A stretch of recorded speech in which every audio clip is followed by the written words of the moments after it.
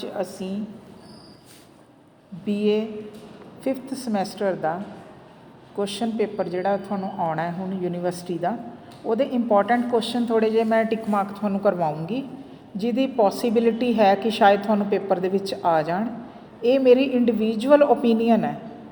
ਠੀਕ ਹੈ ਨਾ, ਇਹ ਕੋਈ ਫਿਕਸਡ ਨਹੀਂ ਹੈਗਾ, ਮੇਰੀ ਇੰਡੀਵਿਜੂਅਲ ਓਪੀਨੀਅਨ ਆ ਕਿ ਮੇਰੀ ਨਜ਼ਰ ਦੇ ਨਾਲ ਇਹ ਵਾਲੇ ਕੁਐਸਚਨ ਜਿਹੜੇ ਆ ਉਹ ਇੰਪੋਰਟੈਂਟ ਆ, ਹੋ ਸਕਦਾ ਤੁਹਾਨੂੰ ਪੇਪਰ ਦੇ ਵਿੱਚ ਆ ਜਾਣ, ਠੀਕ ਹੈ। ਜਿਸ ਤਰ੍ਹਾਂ ਲਾਸਟ ਟਾਈਮ ਮੈਂ ਤੁਹਾਨੂੰ ਦੱਸਿਆ ਸੀਗਾ ਕਿ ਤੁਹਾਡਾ ਪੇਪਰ ਜਿਹੜਾ ਆ 5 ਪਾਰਟਸ ਦੇ ਵਿੱਚ ਡਿਵਾਈਡ ਹੈ, ਜਿਹਦੇ ਵਿੱਚੋਂ ਫਸਟ ਪਾਰਟ ਜਿਹੜਾ ਆ ਸ਼ੋਰਟ ਕੁਐਸਚਨਸ ਦਾ ਉਹ ਕੰਪਲਸਰੀ ਹੈ। ਉਹਦੀ ਡਿਟੇਲ ਮੈਂ ਤੁਹਾਨੂੰ ਅਲੱਗ ਤੋਂ ਦੱਸ ਦਊਂਗੀ ਕਿ ਉਹਦੇ ਵਿੱਚੋਂ ਕਿਹੜੇ ਕਿਹੜੇ ਸ਼ੋਰਟ ਕੁਐਸਚਨ ਇੰਪੋਰਟੈਂਟ ਹੈ, ਪੇਪਰ 'ਚ ਆਉਣ ਦੀ ਪੋਸੀਬਿਲਿਟੀ ਹੈ। ਅਸੀਂ ਡਾਇਰੈਕਟ ਜਿਹੜੇ ਲੌਂਗ ਕੁਐਸਚਨ 18 ਮਾਰਕਸ ਦੇ ਆ, ਉਹ ਮੈਂ ਤੁਹਾਨੂੰ ਥੋੜ੍ਹੇ ਜਿਹੇ ਇੰਪੋਰਟੈਂਟ ਕੁਐਸਚਨ ਟਿਕ ਮਾਰਕ ਕਰਵਾ ਦਿੰਦੀ ਹਾਂ ਕਿ ਜਿਹੜੇ ਕਿ ਪੇਪਰ ਦੀ ਨਜ਼ਰ ਤੋਂ ਹੋ ਸਕਦਾ ਆ, ਸੰਭਾਵਨਾ ਹੋਵੇ ਪੇਪਰ ਦੇ ਵਿੱਚ ਆਉਣ ਦੀ, ਅਤੇ ਤੁਹਾਡੇ ਲਈ ਥੋੜ੍ਹਾ ਆਸਾਨ ਹੋ ਜਾਏਗਾ, ਠੀਕ ਹੈ। ਇਹਦੇ ਲਈ ਥੋੜ੍ਹੇ ਜਿਹੇ ਟਿਪਸ ਐਂਡ ਟ੍ਰਿਕਸ ਆ। ਜਿਸ ਤਰ੍ਹਾਂ ਤੁਸੀਂ ਗੌਰ ਕਰੋ ਕਿ ਯੂਨਿਟ ਫਸਟ ਦੇ ਵਿੱਚ ਤੁਹਾਨੂੰ ਚੋਇਸ ਆਉਂਦੀ ਹੈ, question number 2 and 3 long question, ਠੀਕ ਹੈ ਨਾ। ਚੋਇਸ ਆਉਂਦੀ, ਦੋਨਾਂ ਦੇ ਵਿੱਚੋਂ ਤੁਸੀਂ ਇੱਕ ਕੁਐਸਚਨ ਅਟੈਂਪਟ ਕਰਨਾ ਹੁੰਦਾ, ਇੱਕ ਕੁਐਸਚਨ ਦਾ ਆਨਸਰ ਦੇਣਾ ਹੁੰਦਾ।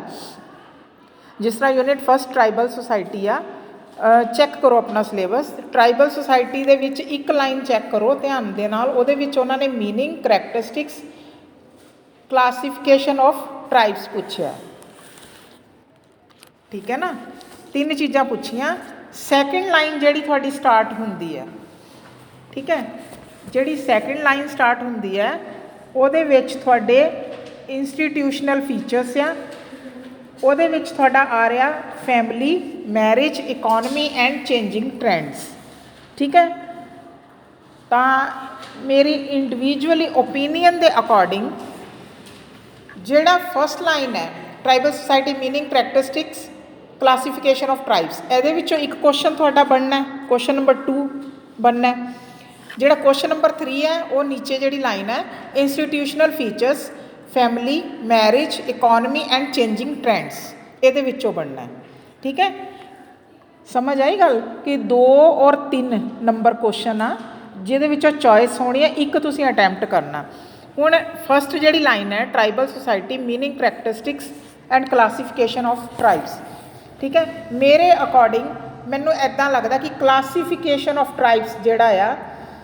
ਉਹ ਕੁਐਸਚਨ ਇੰਪੋਰਟੈਂਟ ਹੈ ਪੇਪਰ ਦੀ ਦ੍ਰਿਸ਼ਟੀ ਤੋਂ, ਠੀਕ ਹੈ। ਪੰਜਾਬੀ 'ਚ ਇਹਨੂੰ ਕਹਾਂਗੇ ਅਸੀਂ ਕਬੀਲਿਆਂ ਦਾ ਵਰਗੀਕਰਨ, ਠੀਕ ਹੈ। ਕਬਾਇਲੀ ਵਰਗੀਕਰਨ ਜਿਹੜਾ ਆ ਉਹ ਵਾਲਾ ਕੁਐਸਚਨ ਹੈ ਤੁਹਾਡਾ। ਇਹ ਕੁਐਸਚਨ ਜਿਹੜਾ ਹੈ ਤੁਹਾਨੂੰ ਪੇਪਰ ਦੇ ਵਿੱਚ ਕਈ ਤਰੀਕਿਆਂ ਦੇ ਨਾਲ ਜਿਹੜਾ ਆ ਪੁੱਛਿਆ ਜਾ ਸਕਦਾ ਹੈ, ਉਹਦੇ ਵਿੱਚ ਤੁਸੀਂ ਕਨਫਿਊਜ਼ ਨਹੀਂ ਹੋਣਾ। ਉਹਦੇ 'ਚ ਤੁਹਾਨੂੰ ਕੁਐਸਚਨ ਇਸ ਤਰੀਕੇ ਦੇ ਨਾਲ ਆ ਸਕਦਾ ਹੈ, tribal society growth and classification, ਕਹਿਣ ਦਾ ਮਤਲਬ ਕਬਾਇਲੀ ਸਮਾਜ ਦੀ ਵਿਸਤਾਰ ਅਤੇ ਵੰਡ, ਕਿ ਕਿਸ ਤਰੀਕੇ ਦੇ ਨਾਲ ਕਬਾਇਲੀ ਸਮਾਜ ਦਾ ਜਿਹੜਾ ਹੈ ਵਿਸਤਾਰ ਹੋਇਆ ਅਤੇ ਕਿਸ ਤਰੀਕੇ ਦੇ ਨਾਲ ਉਹ ਡਿਸਟਰੀਬਿਊਸ਼ਨ ਜਾਂ ਵੰਡ ਹੋਈ ਹੈ, ਠੀਕ ਹੈ। ਭਾਰਤ ਵਿੱਚ ਵੱਖ-ਵੱਖ ਕਬੀਲਿਆਂ ਦੇ ਵਿਸਤਾਰ ਅਤੇ ਵੰਡ ਦਾ ਵਰਣਨ ਕਰੋ। ਇਸ ਤਰੀਕੇ ਦੇ ਨਾਲ ਜਿਹੜਾ ਤੁਹਾਡਾ 18 ਮਾਰਕਸ ਦਾ ਕੁਐਸਚਨ ਜਿਹੜਾ ਆ ਉਹ ਬਣ ਸਕਦਾ ਹੈ, ਠੀਕ ਹੈ। ਇਹਦੇ ਵਿੱਚ ਹੀ ਉਹ ਇਸ ਤਰ੍ਹਾਂ ਵੀ ਪੁੱਛ ਸਕਦੇ ਆ, ਕਬੀਲਿਆਂ ਦੀ ਜਨਸੰਖਿਆ ਅਤੇ ਉਹਨਾਂ ਦੀ ਵੰਡ ਦੱਸੋ। ਘੁਮਾ ਕੇ ਵੀ ਜਿਹੜਾ ਹੈ ਪੇਪਰ ਤੁਹਾਨੂੰ ਕੁਐਸਚਨ ਜਿਹੜਾ ਉਹ ਪੁੱਛਿਆ ਜਾ ਸਕਦਾ ਹੈ, ਠੀਕ ਹੈ। ਅਤੇ ਤੁਸੀਂ ਕੀ ਕਰਨਾ ਹੈ, ਮੇਰੇ ਅਕੋਰਡਿੰਗ ਅਗਰ ਤੁਸੀਂ ਟ੍ਰਿਕਸ ਯੂਜ਼ ਕਰਨੇ ਆ, ਟਰਾਈਬਲ ਸੁਸਾਇਟੀ ਤੁਹਾਡੇ ਕੋਲੋਂ ਇਹਦੇ ਵਿੱਚ 2 ਕੁਐਸਚਨ ਪੁੱਛੇ ਗਏ ਫਸਟ ਲਾਈਨ 'ਚ, ਕਰੈਕਟਰਿਸਟਿਕਸ ਐਂਡ ਕਲਾਸੀਫਿਕੇਸ਼ਨ, ਠੀਕ ਹੈ। ਧਿਆਨ ਦਿਓ ਕੁਐਸਚਨ ਨੰਬਰ 2 ਐਂਡ 3, ਠੀਕ ਹੈ। ਅਗਰ ਤੁਸੀਂ ਇਨ ਕੇਸ ਇੰਸਟੀਟਿਊਸ਼ਨਲ ਫੀਚਰਸ ਜਿਹ 'ਚ family, marriage, economy and changing trends ਮੰਨ ਲਓ ਛੱਡ ਵੀ ਦਿੰਦੇ ਆ ਥੋੜ੍ਹੀ ਦੇਰ ਲਈ, ਅਸੀਂ ਸਪੋਜ਼ ਕਰਦੇ ਹਾਂ ਕਿ ਤੁਹਾਨੂੰ ਕੋਈ ਵੀ ਕੌਜ਼ ਹੈ ਨਹੀਂ ਮਿਲਿਆ ਟਾਈਮ ਪੜ੍ਹਨ ਦਾ ਜਾਂ ਕੁਛ ਵੀ ਰੀਜ਼ਨ ਲਾ ਲਓ, ਤੁਸੀਂ ਇਹ ਪੋਰਸ਼ਨ ਨਹੀਂ ਪੜ੍ਹਦੇ। ਅਗਰ ਤੁਸੀਂ ਇਕੱਲਾ ਇਹ ਪੋਰਸ਼ਨ ਪੜ੍ਹ ਲਓ ਨਾ tribal society meaning, characteristics and classification, ਤੁਸੀਂ ਫਸਟ ਯੂਨਿਟ ਆਪਣਾ ਕੰਪਲੀਟ ਕਰ ਸਕਦੇ ਆ। ਅੰਡਰਸਟੈਂਡ? ਸਮਝ ਆਈ ਗੱਲ ਮੇਰੀ? ਮੈਂ ਕਿਸ ਤਰ੍ਹਾਂ ਤੁਹਾਨੂੰ ਕਹਿ ਰਹੀ ਹਾਂ ਕਿ ਜਾਂ ਉਹ ਕਰੈਕਟਰਿਸਟਿਕਸ ਜਾਂ ਕਲਾਸੀਫਿਕੇਸ਼ਨ ਦੋਨਾਂ 'ਚੋਂ ਇੱਕ ਤਾਂ ਉਹਨਾਂ ਨੇ ਕੁਐਸਚਨ ਨੰਬਰ 2 'ਚ ਪਾਉਣਾ ਹੀ ਹੈ ਨਾ, ਹੈ ਨਾ। ਔਰ ਨੀਚੇ ਜਿਹੜਾ ਇੰਸਟੀਟਿਊਸ਼ਨਲ ਫੀਚਰਸ ਆ ਉਹ ਕਾਫੀ ਐਕਸਪਲੈਨੇਸ਼ਨ ਦੇਣੀ ਪੈਣੀ ਤੁਹਾਨੂੰ, ਬਿਕੋਜ਼ ਉਹਦੇ ਵਿੱਚ family, marriage, economy and changing trends 4 ਜਿਹੜੇ ਆ सब टॉपिक्स आ थोड़े जो उपरला पोर्शन आ वो जस्ट 2 आ characteristics and classification understand clear हुई ना गल मेरी हाँ तो इस तरीके दे नाल वैसे मैं ये नहीं कहती कि तुसीं ये पोर्शन छड्ड दो ये पढ़ना ही नहीं है पढ़ना तो थानू पूरा सिलेबस ही चाहिए है बट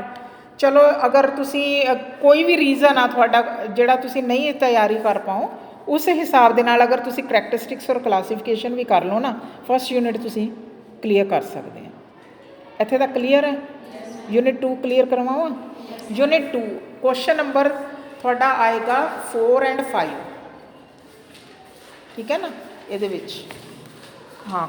यूनिट 2 पार्ट 2 पेपर के जोड़ा ना क्वेश्चन नंबर 4 एंड 5 जोड़ा लॉन्ग क्वेश्चन आऊगा वो अकॉर्डिंग टू योर सिलेबस देखो 2 टॉपिक है rural society meaning and characteristics नीचे जोड़ा है इंस्टीट्यूशनल फीचर वो family marriage economy and polity village panchayat changing trends इन्ने टॉपिक है ठीक है और ये वैरी इंपॉर्टेंट जोड़ा पेपर च 90% आता है अर्बन सोसाइटी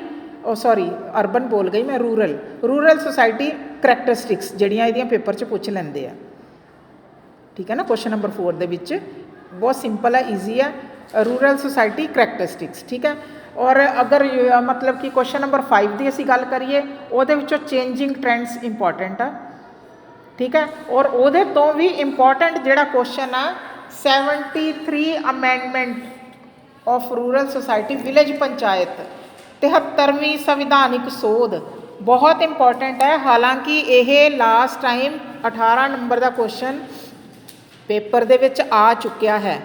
हो सकता है इसकी ना आवे पर अकॉर्डिंग टू मी ये क्वेश्चन जोड़ा इंपॉर्टेंट है ठीक है और इस तो इलावा इकॉनमी कर लियो इंस्टीट्यूशन फीचर के रूरल सोसाइटी की इकॉनमी ठीक है क्लीयर है इतने तक यूनिट 3 अर्बन सोसाइटी पहला सॉरी मैं ना एक बार फिर रिपीट कर देवां यूनिट 2 जो rural society meaning and characteristics है ना ये तो जरूर तुसी पढ़नी है पेंडू समाज दीयां विशेषतावां इस तरीके ना क्वेश्चन आ सकता या वो पूछ लैणगे ग्रामीण समाज दीयां विशेषतावां ग्रामीण या पेंडू या रूरल तुसी कन्फ्यूज नहीं होना सेम गल है understand now unit 3 question number 6 and 7 ਇਹਦੇ ਵਿੱਚ concept of urbanization and urbanism is very important topic for your exams ये करना ही करना है तुसी इनू ठीक है ये नहीं छड्डना और 99% जो मेरे थॉट है थानू वॉलेंटरी एसोसीएशन एंड स्लम्स करना पैना है ਇਹਦੀ संभावना हैगी आने की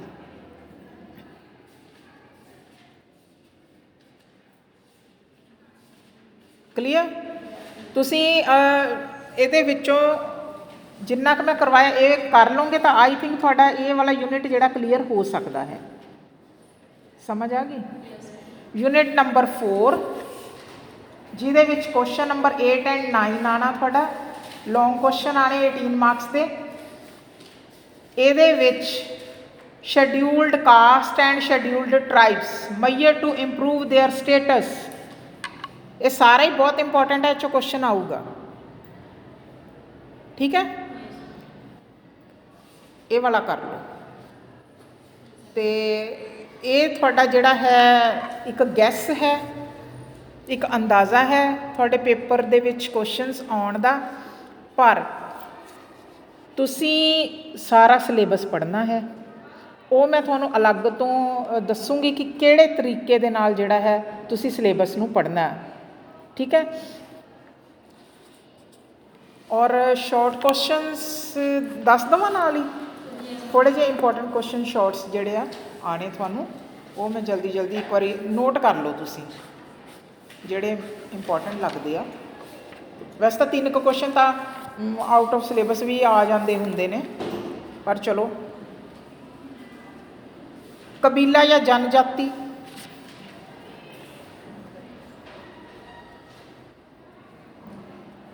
नस्ली आधार उत्ते कबीलियां की वंड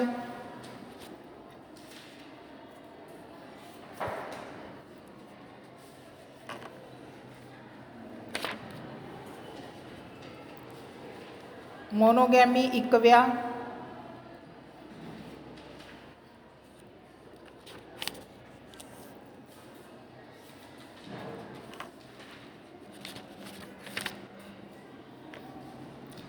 ਇੱਕ ਇਹ ਪਿੱਤਰਮੁਖੀ ਪਰਿਵਾਰ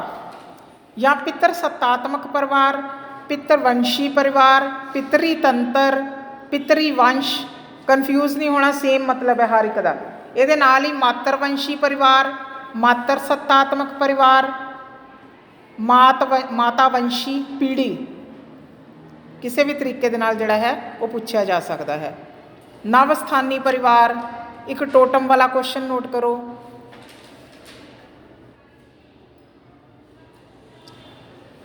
ਇੱਕ ਇਨਸੈਸਟ ਟੈਬੂ, ਇਹ ਵੀ ਆ ਜਾਂਦਾ ਹੁੰਦਾ ਕੁਐਸਚਨ, ਇਨਸੈਸਟ ਟੈਬੂ।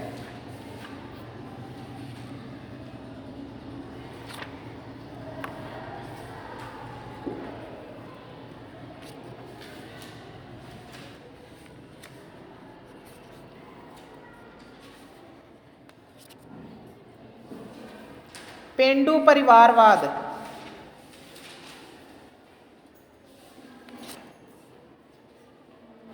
ਜ਼ਿਮੀਦਾਰੀ ਪ੍ਰਥਾ, ਹਰੀ ਕ੍ਰਾਂਤੀ,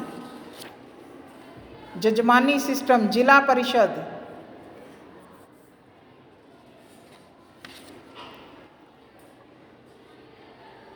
ਸ਼ਹਿਰ ਦਾ ਸ਼ਾਬਦਿਕ ਅਰਥ, ਵੈਰੀ ਇੰਪੋਰਟੈਂਟ, ਨਗਰੀਕਰਨ, ਅਰਬਨਾਈਜੇਸ਼ਨ,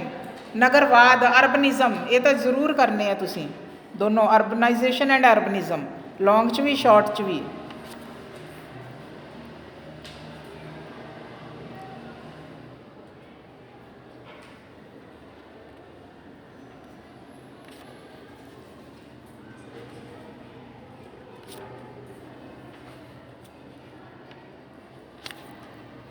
ਗੰਦੀਆਂ ਬਸਤੀਆਂ, ਔਰ ਵੈਰੀ ਇੰਪੋਰਟੈਂਟ ਕੁਐਸਚਨ, ਸਵੈ ਸੇਵੀ ਸੰਗਠਨ, ਜਿਹਨੂੰ ਅਸੀਂ ਸਵੈ ਇੱਛੁਕ ਗੈਰ ਸਰਕਾਰੀ ਸਭਾ, ਵਲੰਟਰੀ ਐਸੋਸੀਏਸ਼ਨ ਵੀ ਕਹਿ ਸਕਦੇ ਹਾਂ। ਇਹ ਕੁਐਸਚਨ ਮੋਸਟਲੀ ਆ ਜਾਂਦਾ ਹੈ 2 ਨੰਬਰ ਦੇ ਵਿੱਚ ਵੀ। ਇੱਕ ਆਰਟੀਕਲ ਮੋਸਟਲੀ ਆਉਂਦਾ ਆ, ਯਾਦ ਰੱਖਿਓ, ਸੰਵਿਧਾਨ ਦਾ article, just like article number 16, 17, article 338, ਇਸ ਤਰ੍ਹਾਂ ਦੇ ਜਿਹੜੇ ਕੁਐਸਚਨ ਉਹ 90% ਆਉਂਦਾ ਪੇਪਰ ਦੇ ਵਿੱਚ। ਅਨਟੱਚੇਬਿਲਿਟੀ ਆਫੈਂਸ ਐਕਟ 1955, ਛੂਤਛਾਤ ਅਪਰਾਧ ਕਾਨੂੰਨ, ਜਿਸ ਤਰ੍ਹਾਂ ਇਹ ਵਾਲੇ ਕੁਐਸਚਨ ਇੰਪੋਰਟੈਂਟ ਹੈ, ਇਹ ਇੱਕ ਤਾਂ ਆਉਂਦਾ ਹੀ ਹੈ ਪੇਪਰ ਦੇ ਵਿੱਚ।